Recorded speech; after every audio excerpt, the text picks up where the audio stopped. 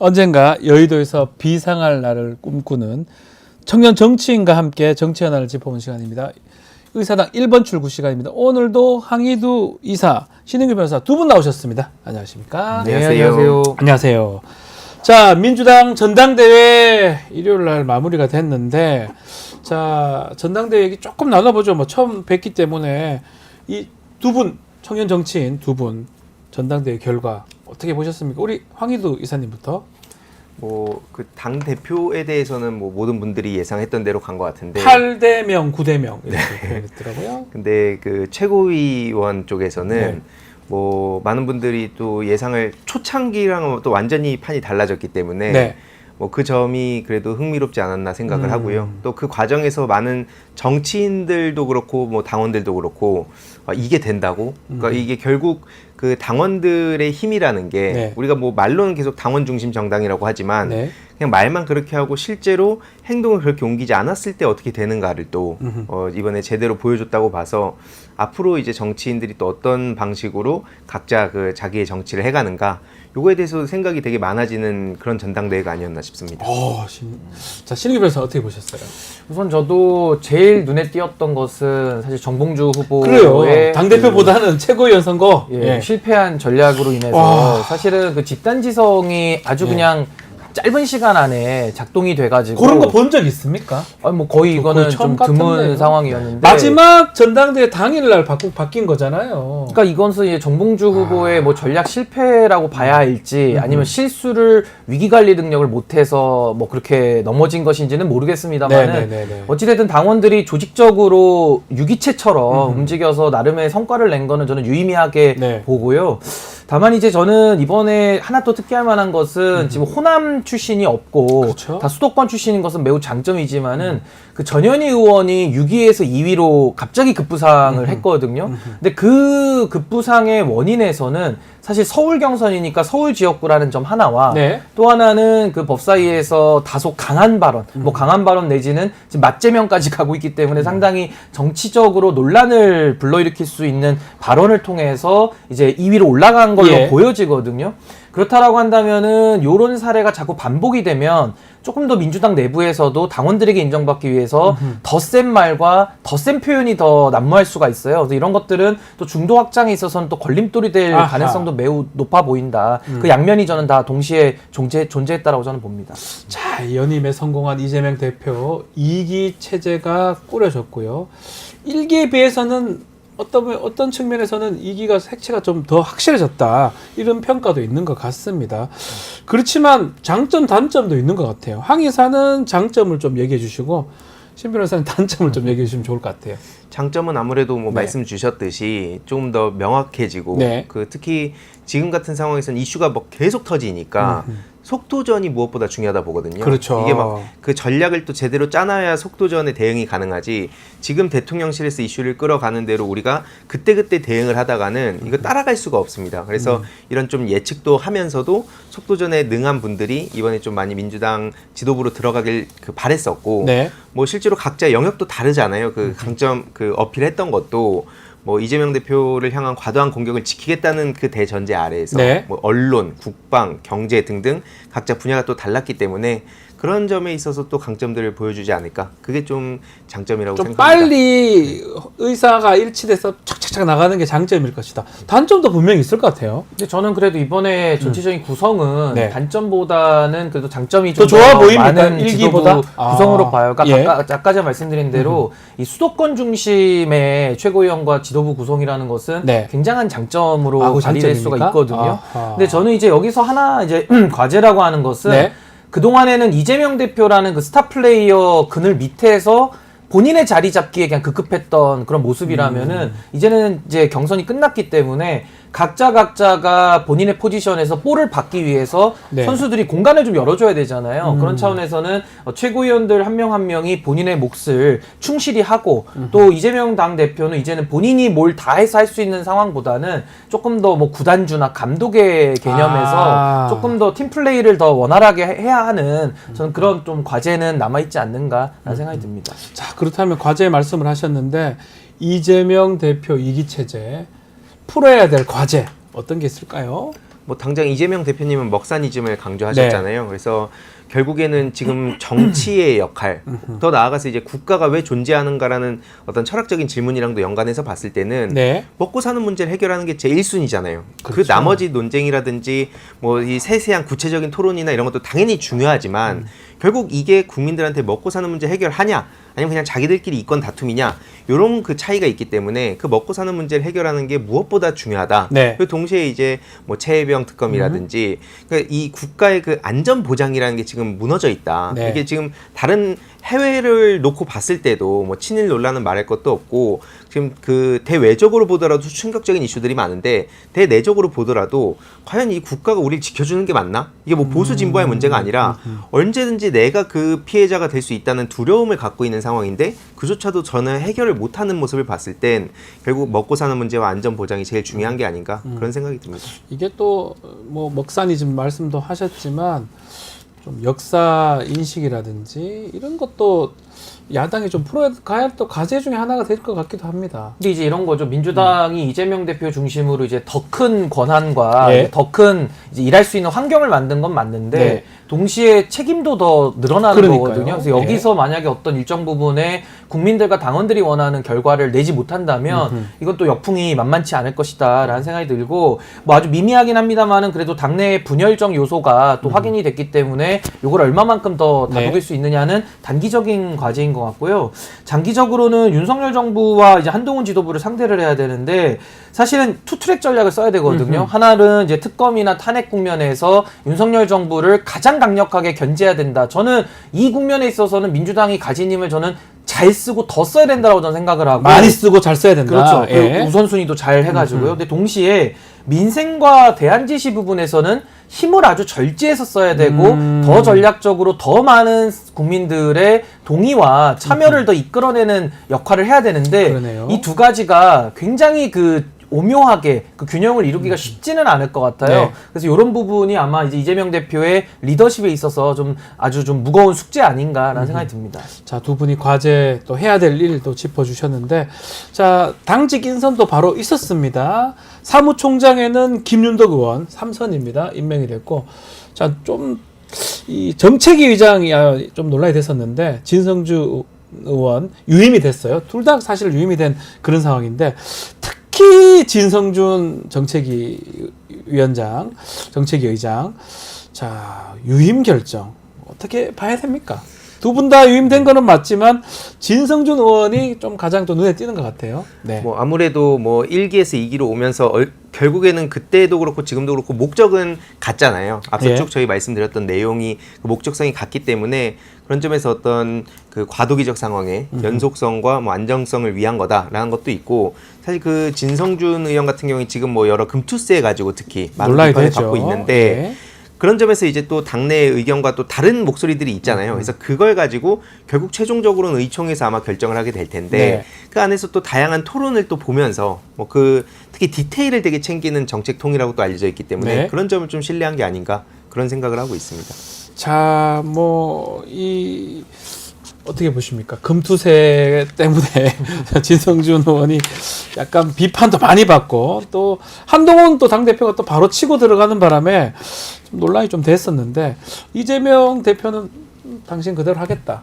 아마 바뀌지 않을까 이렇게 예상을 많이 했었거든요. 근데 저는 이 부분은 약간 이재명 대표의 자신감 내지는 아. 한동훈 대표와의 좀 차별화 전략 아닌가라는 생각이 듭니다. 네. 우선 뭐 사무총장 유임이야 뭐 이재명 대표와 이제 호흡을 맞췄을 그렇죠. 테니까 뭐 자연스러워 보이긴 하는데 정책위 의장은 뭐 교체하면 교체할 수도 있는 국면이거든요. 뭐 교체해도 되는 거죠, 사실은. 왜냐면 이제 이견도 오래 발생했고 했으니까. 또 여러 예. 가지 논란도 있었으니까요. 예. 근데 이제 문제는 한동훈 대표는 본인과 생각이 다른 정정식 정책위 의장을 품으라고 하는 여러 조언이 있었음에도 불구하고 결국 이제 품지 않고 본인의 사람 꼽기 위해서 안간힘을 썼고 예. 또 모양도 그렇게 좋지 않았고요. 그러고 나서 새로운 김상훈 정책위 의장 와도 별로 이렇게 대접받는 느낌이 잘 안 들어요. 근데 이재명 대표는 이견이 있었음에도 난 여기까지도 품을 수 있다라는 그런 좀 자신감을 통해서 당내에서의 리더십의 역학 구도가 네. 좀 한동훈 대표와는 차이가 있다라는 점을 좀 보여주는 인사 아닌가라는 생각이 듭니다. 어떻습니까? 지금 정점식, 진성준 두 사람을 두고 두 당의 차이점을 좀 얘기를 하는 사람들이 많은 것 같아요. 한동훈 당 대표는 한 10일 끌었습니다. 바꾸는데 오랫동안 끌어서 그 김상훈 의원으로 바꿨는데 이재명 대표는 뭐 당일날 바로 그냥 진성준 한 번 더 하세요. 금투세. 당신 말 뭐 한번 들어봅시다. 이래 된 거거든요. 어떻게 봐야 됩니까? 앞에 그 신인규 위원장님 네. 말씀처럼 그 자신감의 차이는 전 분명히 있다 생각합니다. 아. 왜냐하면 실제로 그 기억하시겠지만 전당대회 끝난 다음 날 네. 그 김재원 최고랑 그다음에 김민전 최고가 라디오에 나가서 맞습니다. 대놓고 원내대표한테 힘을 실었잖아요. 우리는 원내대표 말을 듣겠다. 네. 네. 원내대표 뭐냐 저거 사실 허수아비 취급을 한 거거든요. 네. 바로 다음 날. 그러니까 이제 한동훈 대표 입장에서는 항상 그 막대사수라고 제가 표현을 하는데 마지막 댓글은 내가 써야 된다처럼 항상 그렇게 목소리 높이지만 실질적으로는 또 알맹이도 많이 없고 또 사실 자기 그 세력도 정치권 내부에서는 딱히 없다는 평가를 받기 때문에 그런 점에서도 당연히 차이가 나지 않을까. 그래서 특히 이준석 대표가 어떤 식으로 쫓겨났는가를 또 옆에서 봤기 때문에 네. 그래서 이제 거기에 목숨을 건 것 같은데 반면 이재명 대표 같은 경우에는 지금 당 그 리더십 차원에서도 확실히 2기 체제에서 훨씬 더 1기보다도 더 강화된 모습을 보였고 또 그리고 다수의 국민들의 요구도 결국 지금 윤석열 정부를 끌어내려달라는 쪽으로 흘러가고 있기 때문에 그런 점에 좀 차이를 부각시킨 게 아닌가 저도 생각합니다. 저는 한 두세 가지 네. 차이가 있다고 보는데 일단 지지율에서도 차이가 많이 나죠. 이재명 그렇죠. 대표는 85%, 그리고 한동훈 대표는 63%. 그것도 커요. 63%도 큰 거예요, 사실. 예, 근데 그 차이가 하나가 있고 또 아. 하나는 한동훈 대표는 본인이 공천한 사람들이 아니에요. 그러니까 아. 당의 비상대책위원장이었지만 법무부 장관 하다가 거의 불 끌어온 사람이기 때문에 그러니까요. 이조 심판론 노래 부르는 사실상의 얼굴마담으로 소비된 사람이지 사실 뭐 영남 기득권 이번에 그 국민의힘 경선에서도 다 원희룡 쪽으로 줄을 섰기 때문에 한동훈 대표는 상당히 공천의 면에서도 이재명 대표와는 확연히 차이가 나는 열의에 있는 거고요. 예. 그 단적인 예가 최혜병 특검법조차도 본인의 뜻을 관철시키지 못하고 발의조차 못하잖아요. 그러니까 뭐 한동훈 대표 지지하는 의원들 17명 정도 있다고 하는데 108명 중에 17명이면은 한 10% 정도 되잖아요. 예. 근데 이 10%가 법안 발의라도 좀 하면 되는데 해줘야 그 되는데. 발의조차도 못하는 것은 10명이면 되잖아요, 사실은. 그렇죠. 네. 근데 못하는 것은 한동훈 대표가 얼마나 당내 아하. 입지가 취약한지를 아마 이재명 대표랑은 좀 아주 명확하게 좀 보여준 명확하게 것이다. 보여준다라고 봅니다. 자, 그리고 당직 인선 관련해서 지금 우리 신 변호사 약간 얘기를 했는데 호남 지역, 특히 광주, 전남 지역이 좀 빠져 있다 이런 평가도 있어요. 김윤덕 사무총장은 전주입니다. 전북 전주. 그래서 호남이라고 하지만 조금 달리 본다면 광주, 전남 지역 의원은 지금 없다라는 건데, 자 그렇다면 이게 좀 민주당의 어떤 텃밭이 사실 호남인데 지도부에 배치가 안 된다.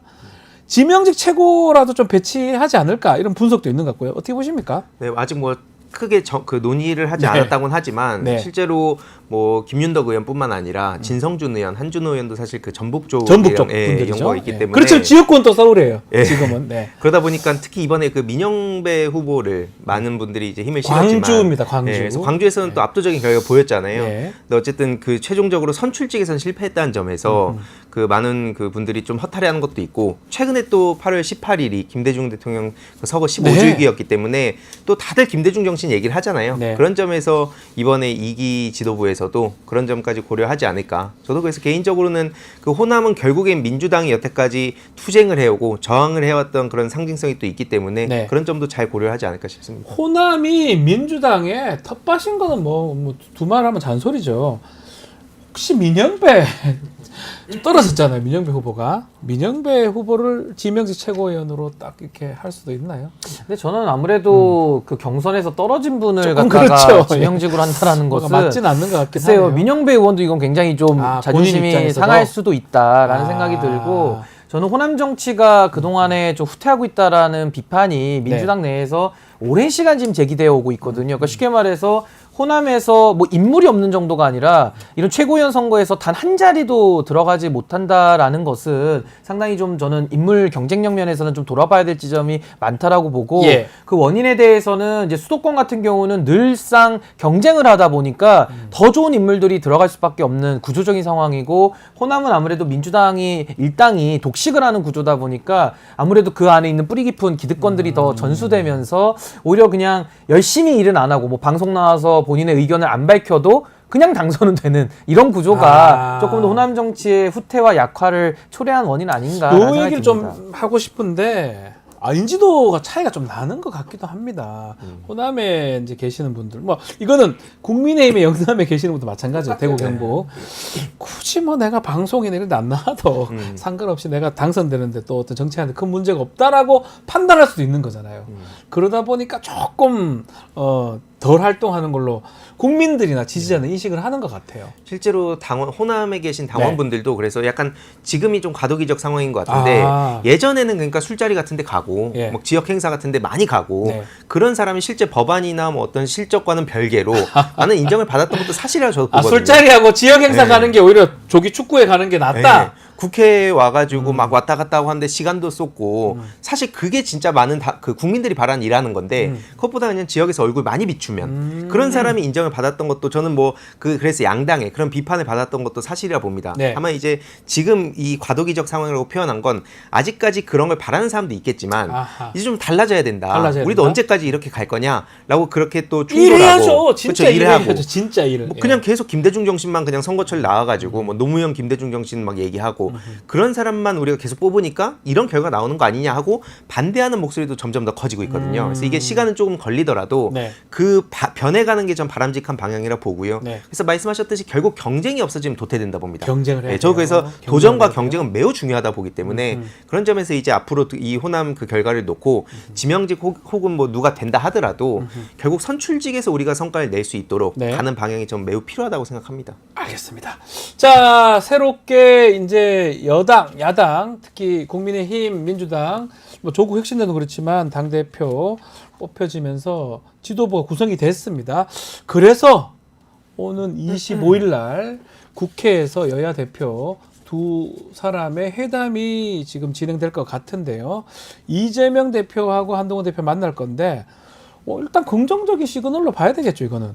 근데 지금 대표 회담이 거의 뭐 3년 1개월 만에 열린다. 저는 너무나 어색합니다. 처음 봅니다. 처음 봐요, 이거를. 그러니까 이제 정치 상황 상태를 단적으로 보여주는 그 수치 아닌가라는 생각이 들고, 전 이제 이재명 대표와 한동훈 대표가 만난다라고 하는 것은 그냥 만남을 위한 만남으로 끝나서는 안 될 것이고, 뭔가 나름대로 좀 정치의 돌파구를 찾는 그런 노력은 반드시 필요하다라고 저는 보고요. 근데 오히려 저는 이재명 대표에게는 좀 상당한 기회가 있다라고 저는 봅니다. 이재명 대표한테 기회가 있다. 아까 제가 그 투트랙 전략을 잘 구사해야 된다라고 이야기를 드렸는데 그냥 간단합니다.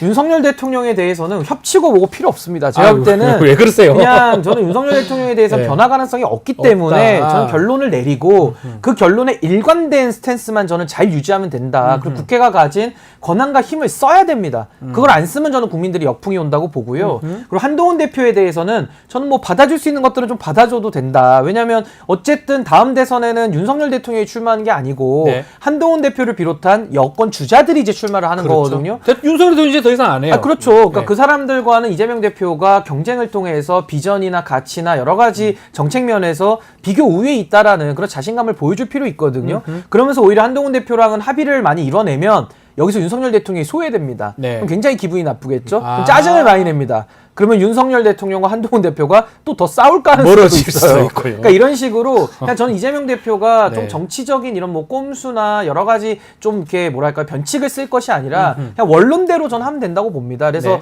어쨌든 민생과 대안 세력으로서의 야당의 제1야당의 책임도 있기 때문에 그건 저는 충분히 한동훈 대표와는 대화를 통해서 열린 마음으로 좀 많은 합의를 도출해내면 좋겠고, 윤석열 대통령에 대해서는 아주 강력한 저는 대여 그 정권에 대한 전 투쟁을 해야 좀 민주당이 선명성과 국민들이 지지할 수 있는 그런 효능감 내지 가치를 더 가질 수 있다. 저 그렇게 생각합니다. 지금 말씀하신 것처럼 두 여당, 야당 대표가 만남을 뭔가 면담 이런 거 아닙니다. 공식적으로 의제를 갖춘 공식적인 회담을 하겠다.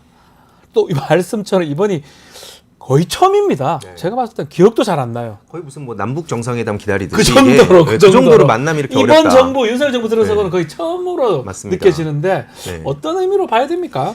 그러니까 뭐 앞에 쭉 말씀 주셨듯이 결국에는 대화와 이제 그 합의를 이끌어내는 게 매우 중요하다고 보고요. 이재명 대표는 먹사니즘을 강조했고 한동훈 대표는 격차 해소를 강조하고 있단 말이에요. 그럼 이제 그 격차 해소라는 것도 어떤 방식으로 해갈 것이냐. 결국에는 윤석열 정부는 지금 노골적으로 초부자 감세해주고 그러니까 사실상 이명박 어게인이라는 얘기가 나오고 있거든요. 그 결과적으로 그게 그 양극화 해소에 실패했다는 것도 드러났습니다. 근데 지금 윤석열 정부가 그 똑같은 길에 가고 있단 말이에요. 그래서 이거에 대해서 한동훈 대표한테 공식적으로 물어보기도 하고 그런 방식으로 지금 그러면 정부의 여당이 정부에 동의를 하냐?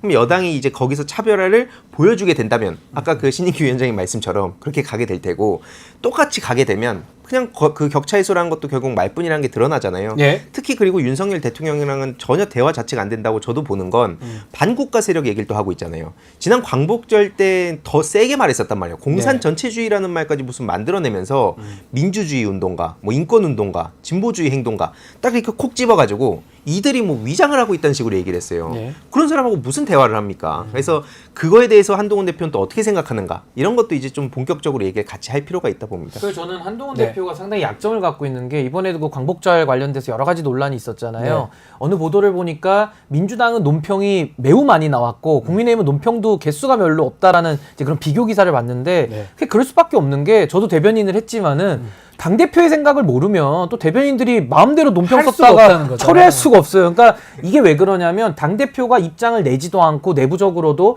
어떤 지침과 방향성 정도는 정해줘야 이제 다른 조직들이 움직일 수가 있는 건데 그러니까요. 지금 한동훈 대표로 인해서 당이 지금 적체 상황인 거예요. 한 발도 앞으로 못 나갑니다. 그러니까 저는 이런 상황에서 이재명 대표가 오히려 더 실력을 보여주면서 한동훈 대표를 갖다가 잘만 요리를 한다 그러면은 합의도 덜컥 이루어낼 수 있잖아요. 그럼 한동훈 대표가 상당히 난처해지는 경우도 많이 생길 수 있기 때문에 이번에도 뭐 사면 갔다가도 대통령과 여당 대표의 이견도 나오지 않았습니까? 그렇죠. 전 이런 간극들을 잘 활용할 수 있는 그런 실력을 좀 보여줘야 된다. 그 의제 그런 중에 생각합니다. 뭐 의제가 뭐 우리가 눈에 띄는 거는 일단은 최상위 특검법 얘기가 나올 수 있을지 또 25만 원 전국민 지원법 등등 또 금투세 어떤 얘기들이 좀 나올까요? 덜컥 지금 치딩 변호사는 덜컥 물게 만들어야 된다 이렇게 말씀하셨는데요. 그러니까 좀 띄워줄 필요도 있어요. 약간 기분 좋게 만들어서 홀딱 벗겨먹는 전략도 한 번씩 고민해볼 필요는 있어요. 아, 그게 가능합니까? 기분 좋게 하면은 예. 사인할 수 있거든요. 아, 그렇습니까?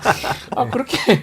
근데 그거 하고 나중에 당에 돌아가서 추인도 받아야 되잖아요. 근데 추인 안 되면 뭐 그만두든지 하겠죠.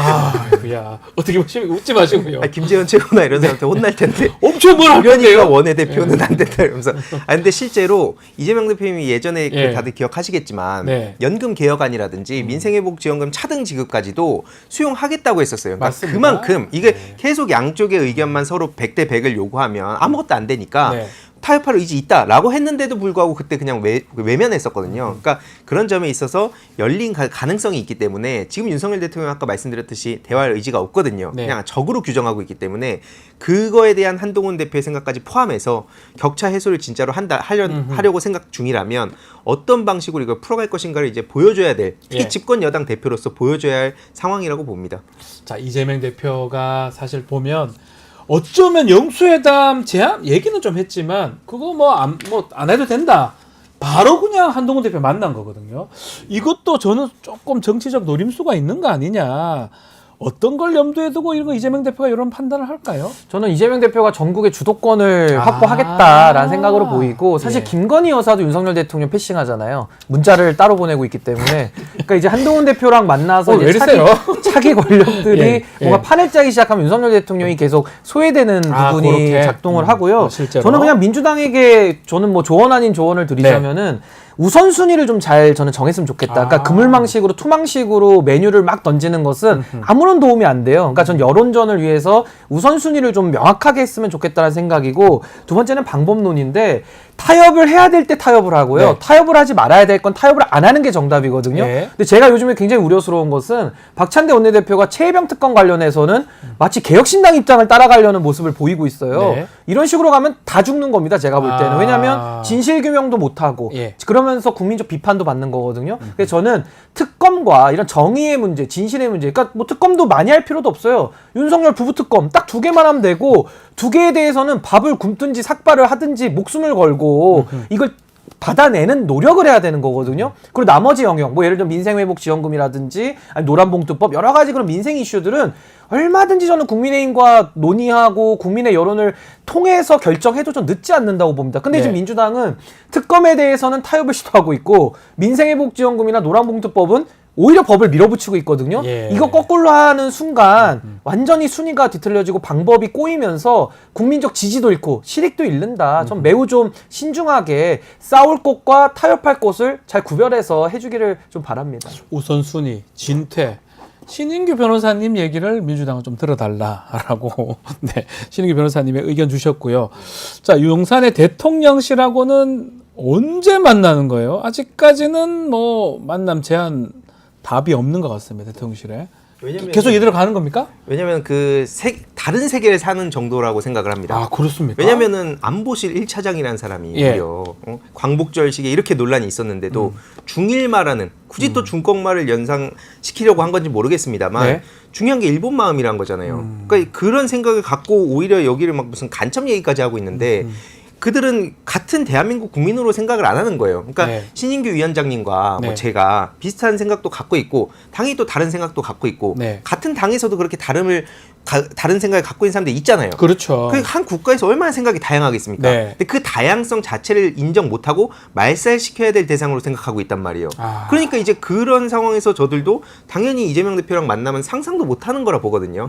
그렇기 때문에 이거는 더 이상 뭐 그들과 대화를 한다 이런 건 무의미하다고 보고 결국 한동훈 대표는 본인이 다른 길을 걸어가려고 계속 엄프를 하려는 거기 때문에 실제로는 아니라 하더라도 네. 그럼 진짜 본인이 그 말과 행동의 일치를 보여줄 거라면 거기랑 차라리 대화를 하는 게 맞겠다. 저는 그런 생각을 갖고 있습니다. 자, 그렇기 때문에 대통령실하고 야당의 이재명 대표 만남은 아직까지는 뭐 그림이 안 그려진 상황이고 좀 전에 얘기를 했지만 김태호 차장 발언은 어떻게 보세요? 그 발언에 대해서 또 대통령실에서 또 그거를 또 뭐 또 재차 해명하는 것도 또 논란이 되는 것 같기도 하고 왜 지금 이 시점에 역사 이런 얘기들이 계속 나오고 반복되는 겁니까? 근데 저는 이제 김태우라고 쓰고 윤석열이라고 읽어야 되고 아. 둘은 하나다.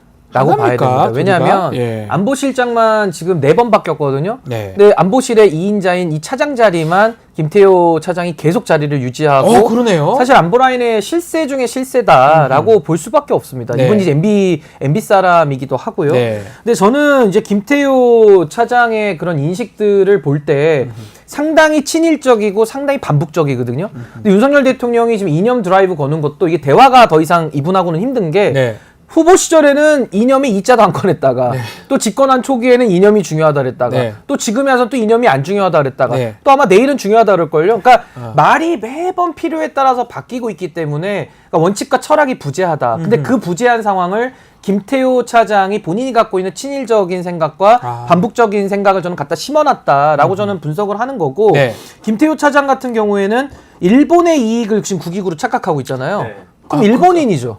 아니, 일본의 이익이 국익이면 그건 일본 사람이죠. 그래서 저는 차라리 귀하를 좀 고민해 보시면 좋을 것 같고, 아니 반대하는 국민들에 대해서는 보통 민주주의라는 것이 5대5니까 네. 반대하는 국민들 설득하고 지지를 더 얻으려고 노력을 해야 정상 정부인데 지금은 반대를 하잖아요. 네. 그냥 반국가 세우고 찍어버립니다. 그러면서 본인들은 일본의 이익을 쫓아가거든요. 이건 지금 대한민국이 아니죠, 이렇게 되면. 납득하기 어렵다는 납득할 수 일본 없죠. 극우 세력들은 1965년 한일 수교 때 다 이제 사과했고 네. 언제까지 사과 요구할 거냐? 이거 100년 후에도 사과 요구할 거냐? 이런 식으로 얘기를 하고 그걸 왜 대한민국 보수 세력이라는 사람들이 하냐? 그러니까 저는 이러한 보수라고 그 자칭 보수 세력과 신인규 위원장 같은 그런 보수 정치는 다르다고 보는 겁니다. 근데 이걸 것이다? 자꾸 보수라고 퉁쳐버리니까 말 같지도 않은 결과가 나오는 거라 보는 거고요. 일본의 보수다. 그렇죠. 그 사람들은. 일본을 보수하는 거죠. 예. 저들이 뭘 도대체 어떤 가치를 보수하는 겁니까? 그러니까 그래서 저는 대한민국 보수 세력이라고 저도 볼 수 없는 거고 윤석열 대통령이 틈만 나면 노무현 정신 타령하고 뭐 네. 김건희 씨도 뭐 카톡으로 뭐 노무현 대통령 존경한다 이런 얘기 막 했잖아요. 네. 노무현 대통령께서 어떤 말씀하셨냐면 예전에 그 고이즈미 총리 시절에 우리가 더 바라는 것도 사과를 계속 하라는 게 아니다. 네. 사과를 했으면 그 과거 문제에 대해서 행동으로 보여달라는 겁니다. 그렇죠. 맨날 막 말은 저렇게 해놓고 또 뒤에서는 또 장난질 치고 지금 일본 같은 경우에도 윤석열 정부 시기 때 다 해먹으려는 거 아니에요. 막 독도까지 건드리고 그렇죠. 심지어 대한민국 정부에서는 왜 독도 방어 훈련도 제대로 안 합니까? 그러니까 이런 불안감을 어떻게 해소할 것인지를 보여줘야지 광복절에 무슨 뭐 박민 KBS는 뭐 기미가요를 틀고 있고 네. 이러니까 이거 대한민국 보수 세력으로 볼 수 없다는 겁니다. 아니 그리고 본인들이 네. 뭐 일본에 대해서 자신감이 있다. 아까 뭐 더 이상 사과 요구할 필요 없다. 이렇게 얘기하거든요. 근데 자신감이 있는 사람들이 왜 일 처리는 이렇게 하는 겁니까? 네. 자신감이 있는데 대한민국 국익은 다 포기하고 있다. 이게 봅니다. 알겠습니다. 자, 오늘 의사당 1번 출구 아주 또 따끔한 말씀들까지 마무리가 됐습니다. 항의도 이사 신은규 변호사와 말씀 나눴습니다. 두 번 말씀 감사합니다. 감사합니다. 고맙습니다.